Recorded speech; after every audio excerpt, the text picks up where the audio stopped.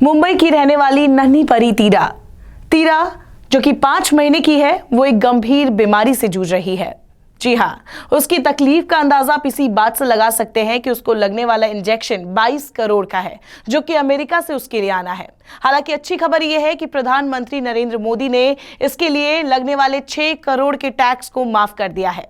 तो चलिए आज की इस रिपोर्ट में जानते हैं इस गंभीर बीमारी के बारे में, साथ ही जानेंगे ज़ोलगेंस्मा नामक इंजेक्शन के बारे में। आखिर क्यों है ये इतना महंगा और आखिरकार ये इतना असरदार कैसे है। 5 महीने की टीरा को स्पाइनल मस्कुलर एट्रोफी टाइप 1 बीमारी है, जिसका इलाज अमेरिका से आने वाले ज़ोलगेंस्मा इंजेक्शन से होने वाली है। 5 महीने की तीरा को स्पाइनल मस्कुलर एट्रोफी टाइप 1 बीमारी है, जिसका इलाज अमेरिका से आने वाले ज़ोलगेंस्मा इंजेक्शन से ही मुमकिन है। महाराष्ट्र के पूर्व मुख्यमंत्री देवेंद्र फडणवीस की चिट्ठी पर प्रधानमंत्री नरेंद्र मोदी ने टैक्स माफ किया है। इंजेक्शन नहीं लगने पर तीरा बमुश्किल 13 महीने और जिंदा रह पाती। बता दें, इसकी कारगर दवा ज़ोलगेंस्मा आयात की जाती है और इस पर 23% आयात कर और 12% GST लगता है। तीरा कामत को 13 जनवरी को मुंबई के SRCC चिल्ड्रन हॉस्पिटल में भर्ती किया गया था। तीरा के एक फेफड़े ने काम करना बंद कर दिया था। इसके बाद तीरा को वेंटिलेटर पर रखा गया था। इंजेक्शन इतना महंगा है कि आम आदमी के लिए इसे खरीद पाना नामुमकिन है। तीरा के परिवार के लिए भी ये मुश्किल सामने खड़ी थी। तीरा के पिता मिहिर IT कंपनी में काम करते हैं। मां प्रियंका फ्रीलांस इलस्ट्रेटर का काम करती है। दरअसल फ्रीलांस इलस्ट्रेटर किसी बात को चित्रों से समझाता है। ऐसे में तीरा की मां ने सोशल मीडिया पर एक पेज बनाया और इस पर क्राउड फंडिंग शुरू कर दी। यहाँ अच्छा रिस्पांस मिला और अब तक करीब 16 करोड़ रुपए इकट्ठा हो चुके हैं। अब उम्मीद है कि जल्द ही इंजेक्शन खरीदा जा सकेगा। स्पाइनल मस्कुलर एट्रोफी यानी कि SMA बीमारी होने पर शरीर में प्रोटीन बनाने वाला जीन नहीं होता। इससे मांसपेशियां और तंत्रिकाएं खत्म होने लगती है। दिमाग की मांसपेशियों की एक्टिविटी भी कम होने लगती है। मस्तिष्क से सभी मांसपेशियां संचालित होती है, इसीलिए सांस लेने और भोजन चबाने तक में दिक्कत होने लगती है। ऐसे में कई तरह की होती है। टाइप 0 ये तब होती है जब बच्चा पेट में पल रहा होता है। जन्म से ही बच्चे में जोड़ों का दर्द रहता है। हालांकि ऐसे मामले दुनिया में कम ही सामने आते हैं। टाइप 1 ऐसा होने पर बिना किसी की मदद से बच्चा सिर तक नहीं हिला पाता, हाथ पैर ढीले रहते हैं, कुछ भी निगलने में भी दिक्कत आती है। तीरा इसी से जूझ रही है। टाइप 2 इसके मामले 6 से 18 महीने के बच्चे में सामने आते हैं। हाथ से ज्यादा असर पैरों पर दिखता है, नतीजा वो खड़े नहीं हो पाते।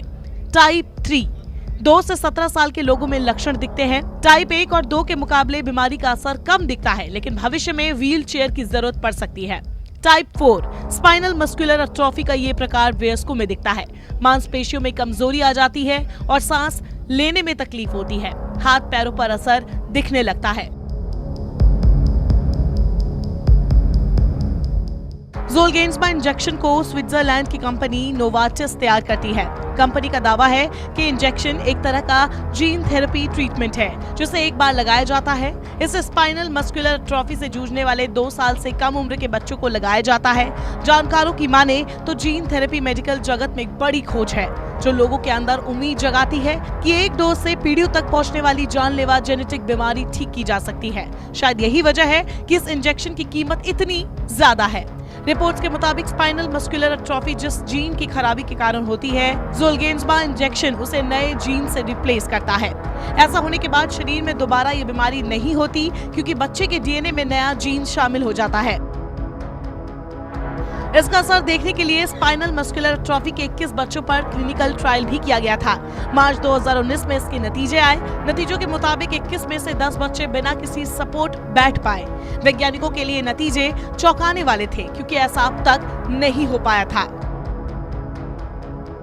ऐसा नहीं है कि ज़ोलगेंस्मा इंजेक्शन ही इस बीमारी की एकमात्र दवा है। रिपोर्ट्स के मुताबिक स्पिनरेज़ा इंजेक्शन भी इस बीमारी के लिए यूज की जाती है, लेकिन इसका खर्चा एक अच्छे हैसियत वाला परिवार ही उठा सकता है, क्योंकि इसे 1 साल में 4 बार लगवाया जाता है। पहले साल इसके लिए 5 करोड़ रुपए चुकाने पड़ते हैं। इसके बाद हर साल करीब 2 करोड़ रुपए के इंजेक्शन लगते हैं, जो ताउम्र लगते हैं। ऐसे में किसी साधारण व्यक्ति के लिए ये इलाज लगभग नामुमकिन है।